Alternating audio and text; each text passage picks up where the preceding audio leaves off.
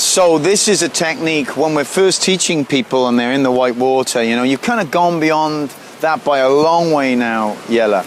But you still end your ride sometimes, we all do, though we're in the white water. And we want to kind of stop nicely. So we know that there's the kind of beginner white water stop where we drop the back knee and hold onto the board. We hold and then jump off. So I want you to try that. Just show us that technique for the moment. So you're in your riding position, looking forwards, you're coming in, and then you drop your back knee, hold your rails, and off. Now I'm going to ask you to do it now by actually taking this back knee and dropping it into the middle of the board. And see what you feel like then. See if you find that's a little bit easier.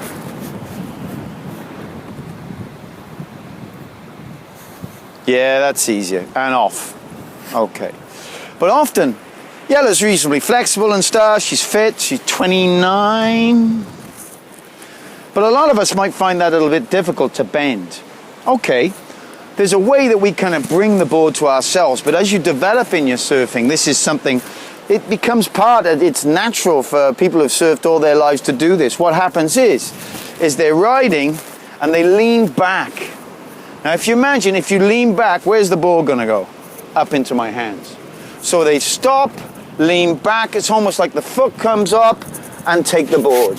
Now that's all I want to do is get you to imagine, it's an imaginary thing. We're leaning back and you take the board into your hands, okay?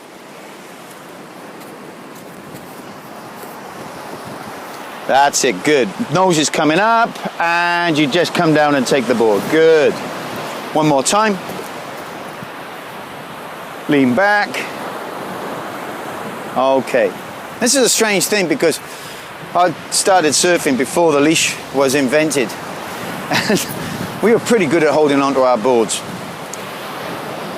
Take that flipping leash off one day. Find a quiet beach. You're not going to hurt anybody, or you or your mates or anybody, you know. Nobody around. It might be on a short board, might be on a long board, doesn't matter. Get the leash off.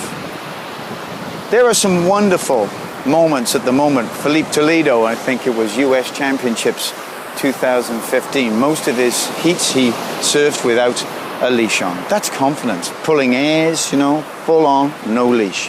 But what it does for you when you've got no leash is improve your balance. Normally it's about the third time you have to swim in for your surfboard.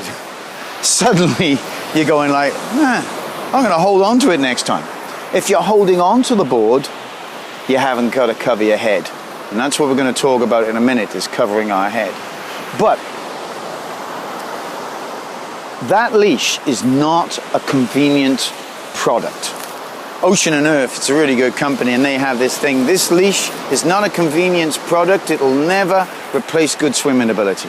Yeah? Important you remember that.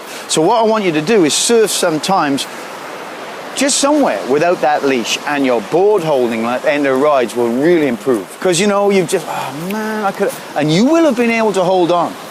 It's kind of weird. I know when people watch me surf, sometimes I'll come over and I'll grab it because I was born surfing for many years without a leash. We used to call them sissy straps. It's a kind of strange story, but you know, we realized in the end, number one, they're great for surfing in front of rocks. Number two, it stopped the board hitting other people. That's all it was for. Never surf where if you think if your leash couldn't sort of help you, and if it broke, you couldn't swim in. That's crazy, and people do, you know. I had a lovely girl once from Ireland, and she was on a surfing course with us, and I said, how are you going? How's your confidence? Because she said she wasn't so confident on her last course. She said she'd been to Morocco at a surf camp, and she said, oh, well, I'm so much happier now I've learned to swim. I went, what? I said, so you went to a surf camp and they didn't even ask you whether you could? Oh no, you know, they have to sign a piece of paper at our schools. Yeah, I can swim 50, 100, 200, whatever it may be. 50 meters minimum. And even if you thought you couldn't go swim that far, you don't go out. Develop your swimming, develop your board holding skills all the time. Yeah, that was a classic. I said, so the only thing that was keeping you alive was your leash. She went, I suppose so. Crazy. All right, thanks.